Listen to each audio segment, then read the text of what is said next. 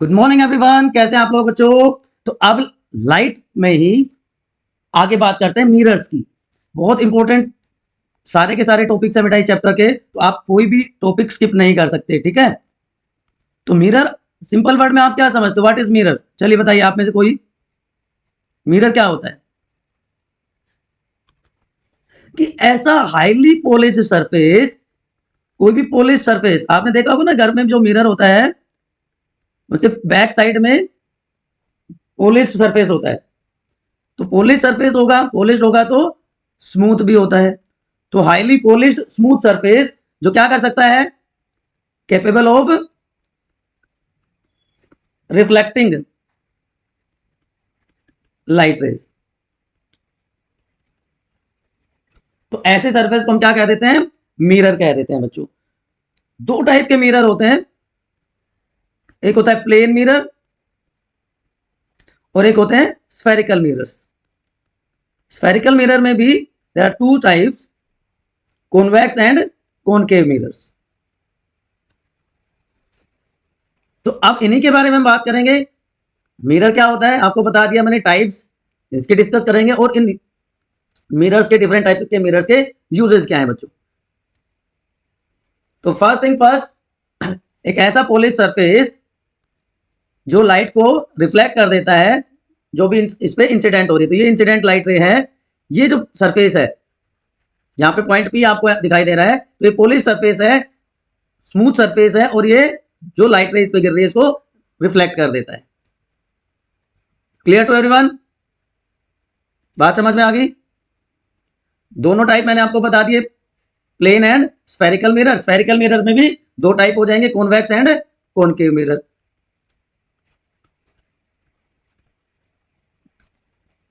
अब पहले बात करते हैं प्लेन मिरर की बेटा। अभी तक आपको ये तो पता चल गया कि ऐसा पॉलिश सरफेस है जो लाइट को रिफ्लेक्ट करता है ना। तो हमारा जो मिरर है उसको हम प्लेन मिरर कह सकते हैं कि नहीं कह सकते? क्यों? क्योंकि उसका जो रिफ्लेक्टिंग सरफेस होगा वो कैसा होगा, प्लेन होगा। देखिए कर्व नहीं है ना किसी भी तरह से। तो जब हम किसी ऑब्जेक्ट को देख रहे हैं तो क्या हो, उस ऑब्जेक्ट से जो लाइट रेज है वो अगर मिलती है एग्जैक्टली सरफेस पे, तो वो क्या हो जाएगी, real image. And appear to meet, then it is called virtual image. Already मैं ये बता चुका हूं आपको। तो जो प्लेन मिरर्स हैं बच्चों, वहां पे जो रिफ्लेक्शन होगा, reflection eight plane mirrors,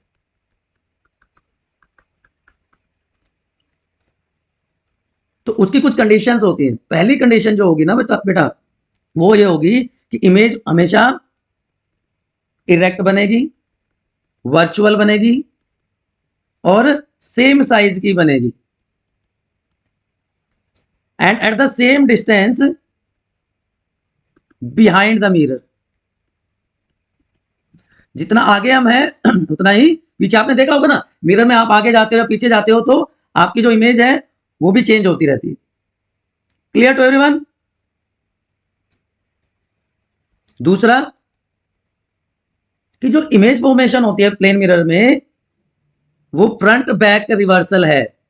front back reversal है ऑब्जेक्ट का। ये क्या मतलब हुआ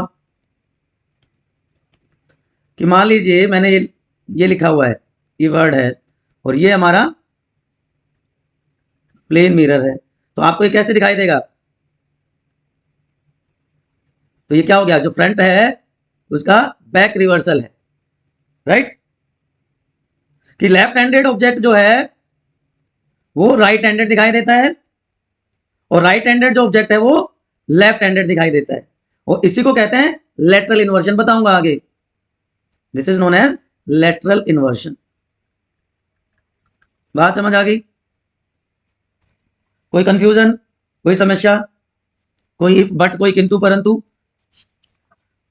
तो ये कहां यूज होते हैं, हमारे जो प्लेन मिरर्स है कहां यूज होते हैं? यूजेज ऑफ प्लेन मिरर्स बताइए। अब तक तो आपको आइडिया आ गया होगा प्लेन मिरर कहां यूज होगा। बार बार से इसको यूज करते हैं। आपकी जो पीछे की साइड की कटिंग होती है हेड के पीछे, तो वो दिखाने के लिए प्लेन मिरर का यूज करते हैं। Show back side of the head, है कि नहीं? सोलर कुकर में प्लेन मिरर यूज किया जाता है खाना पकाने के लिए। पेरिस्कोप, क्लेडोस्कोप जो बनाते हैं बच्चे, उनमें ये यूज किया जाता है। और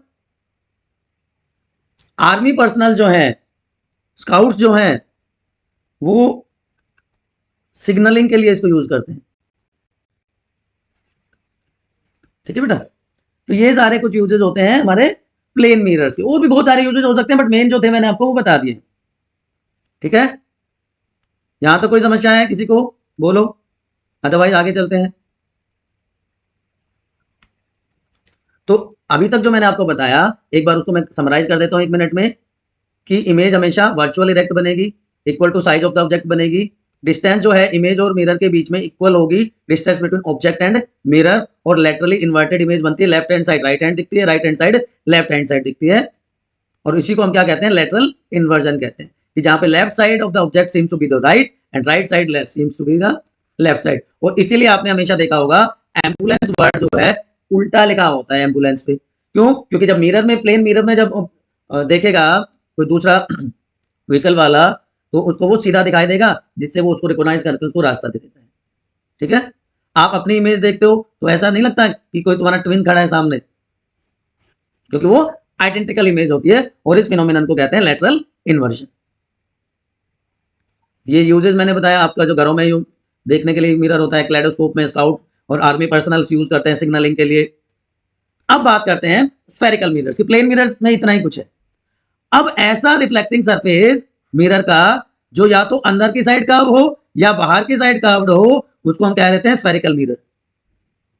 तो एक तरफ तो कैसा होगा? कर्व सरफेस होगा, और दूसरी तरफ पॉलिश्ड सरफेस होगा। याद रहेगा? तो दो तरह के मिरर होते हैं, आपको पता है। एक होता है कॉनकेव, दूसरा होता है कॉन्वेक्स। तो कौन से में क्या होता है? कॉनकेव में जो रिफ्लेक्टिंग सरफेस होगा वो अंदर होगा। आप ऐसे याद रख सकते हो, अंदर कौन? तो रिफ्लेक्टिंग सरफेस अंदर है तो कॉनकेव। केव के अंदर कौन है? गुफा के अंदर कौन है? नहीं पता ना, क्योंकि रिफ्लेक्टिंग सरफेस अंदर है। और रिफ्लेक्टिंग सरफेस अगर बाहर की साइड होगा, ये वाला, तो क्या होगा? कॉन्वेक्स। तो रिफ्लेक्टिंग सरफेस अंदर तो कॉनकेव, रिफ्लेक्टिंग सरफेस बाहर तो कॉन्वेक्स। ठीक है, ये बेसिक डिफरेंस आपको समझ में आ गया। इसमें बहुत कंफ्यूज होते हैं बच्चे, बहुत ज्यादा कंफ्यूजन होता है बच्चों को। अब टर्मिनोलॉजी बता देता हूं इससे रिलेटेड। देखिए, सबसे पहला वर्ड जो आता है, जो बच्चे देखते हैं, that is called principal axis. ये वाला, व्हाट इज प्रिंसिपल एक्सिस? एक लाइन है, यहीं पे मैं लिख देता हूं आप लोगों के लिए, line joining centre of curvature and pole of mirror. Centre of curvature and pole of the mirror, उस लाइन को क्या कह रहे हैं हम? Principal axis. ये सेंटर ऑफ कर्वेचर है, ये पोल है, इन दोनों को जोड़ने वाली लाइन क्या कहलाती है? Principal axis. ठीक है, याद रहेगा। उसके बाद चलिए पोल की बात कर लेते हैं। What is pole? Geometric centre है रिफ्लेक्टिंग सरफेस का, geometrical centre of reflecting surface, वो क्या कहलाएगा? पोल। ठीक, उसके बाद सेंटर ऑफ कर्वेचर सी क्या होता है? ये वाला सी, सेंटर ऑफ कर्वेचर। ये अगर इसको पूरे को हम एक होलोस्फेयर मान लेते हैं, डॉटेड लाइन इसीलिए मैंने बनाई है तो उस होलोस्फेयर का जो सेंटर होगा, जिसका मिरर भी एक पार्ट है, वो क्या कहलाएगा? Centre of curvature. तो सेंटर ऑफ होलोस्फेयर, ठीक है, of which mirror is also a part. यहां पे कौन सा मिरर है? Spherical mirror, also a part. तो तीन चीजें क्लियर हो गई अब तक आपको। आपको प्रिंसिपल एक्सिस पी का पता चल गया, आपको पोल का पता चल गया, आपको सेंटर ऑफ कर्वेचर का पता चल गया। ठीक है, उसके बाद रेडियस ऑफ कर्वेचर आर, ये वाला आर। अब ये क्या हो जाएगा? रेडियस ऑफ होलोस्फेयर, वही बात आ गई ना, radius of hollow sphere of which spherical mirror is a part. तो चारों वर्ड आपको समझ में आ गए, radius of curvature, centre of curvature, principal axis and pole.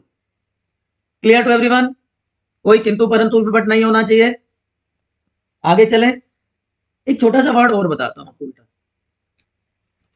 Aperture. इसमें भी थोड़ा सा बच्चे कंफ्यूज होते हैं। अपर्चर क्या होता है? अपर्चर कि चलिए मान लेते हैं ये हमारा मिरर है, ये कौन सा हो गया? रिफ्लेक्टिंग सरफेस बाहर की तरफ है, इसमें नहीं, रिफ्लेक्टिंग सरफेस अंदर की तरफ है, और ये दूसरा वाला बना देते हैं, ठीक।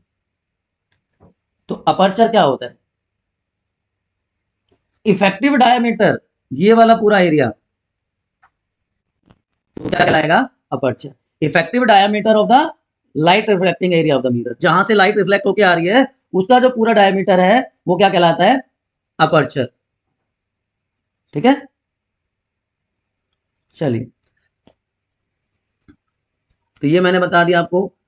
अब बात करते हैं कॉनकेव मिरर की पहले आज।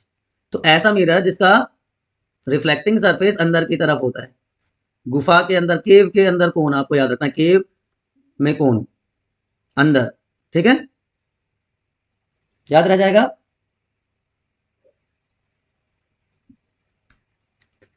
तो स्फेरिकल मिरर्स में अब बात करते हैं दो और वर्ड्स की। रेडियस मैंने आपको बता दिया था, रेडियस ऑफ कर्वेचर है ना, ये वाला पार्ट। इसके साथ आता है फोकल लेंथ, ठीक। What is focal length? Distance from pole to the principal focus. Pole से प्रिंसिपल फोकस के बीच की जो डिस्टेंस है वो क्या कहलाती है? हमारी फोकल लेंथ, याद रह जाएगा।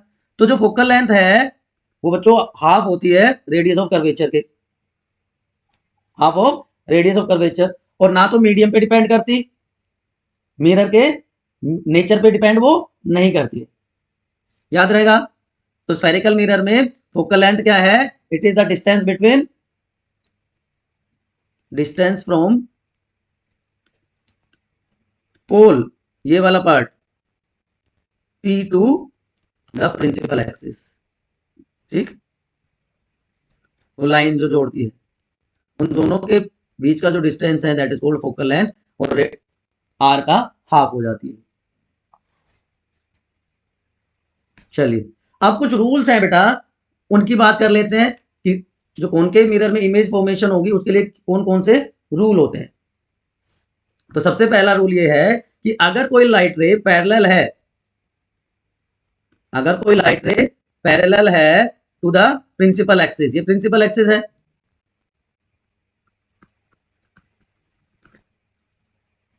तो वो पास हो जाएगी थ्रू फोकस आफ्टर रिफ्लेक्शन, चाहे वो इधर से आए चाहे वो इधर से आए। ये रिफ्लेक्शन के बाद प्रिंसिपल फोकस से, सॉरी थोड़ा सा गलत हो गया, ये प्रिंसिपल फोकस से पास हो जाएगी। ये पहला रूल होता है। Is it clear? याद रहेगा? कोई कंफ्यूजन नहीं होना चाहिए इसमें। चलिए दूसरा रूल क्या कहता है? अगर एक लाइट रे फोकस में से पास हो रही है तो उल्टा हो जाएगा, after reflection it become parallel to the principal axis. अभी हमने जो देखा था उसका जस्ट रिवर्स हो गया, पहले कहां से आ रही थी? ऐसे आ रही थी, और रिफ्लेक्शन के बाद ऐसे हो रही थी।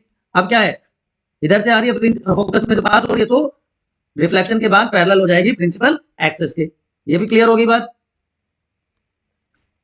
तीसरा, अगर लाइट रे सेंटर ऑफ कर्वेचर में से आ रही है, ये इंसिडेंट रे है, तो आफ्टर रिफ्लेक्शन, ये रिफ्लेक्टेड रे है, रिफ्लेक्शन के बाद वो सेम पाथ फॉलो करेगी, मतलब 180 डिग्री से वापस चली जाएगी, टकराने के बाद उसी रास्ते से वापस चली जाएगी। तो पहले में क्या था कि पैरेलल आई फोकस पे, दूसरे में क्या था? फोकस से आई पैरेलल हो गई, और तीसरे में सी से आई और सी से ही वापस चली गई। क्लियर है एवरीवन? चलिए अब अगर लाइट रे जो कि पोल पे इंसिडेंट हो रही है, ये पोल पे इंसिडेंट हो रही है, तो उसी एंगल से वापस जाएगी, मतलब angle of incidence, angle I will become equal to angle of reflection. Law of reflection ये है ना, angle I is equal to angle R. तो इंसिडेंट रे उसी एंगल से लेकिन कंडीशन क्या है कि अगर इंसिडेंट कहां पे हो रही है, पोल पे, स्ट्राइक कहां कर रही है, पोल पे, तो उसी एंगल से वो वापस चली जाएगी। Is it clear to everyone? समझ में आ गई बच्चों? यहां तो कोई कंफ्यूजन है तो एक बार मुझे बताइए, कमेंट सेक्शन में फटाफट बताओ, क्योंकि इसके बाद हम इन्हीं रूल्स के बेसिस पे इमेज फॉर्मेशन की बात करने वाले हैं। Image formation by concave mirror for different positions of the object, की ऑब्जेक्ट को कहां हमने रखा है और उसके बेसिस पे कहां उसका इमेज फॉर्मेशन होगा, अब ये डिस्कस करने वाले हैं।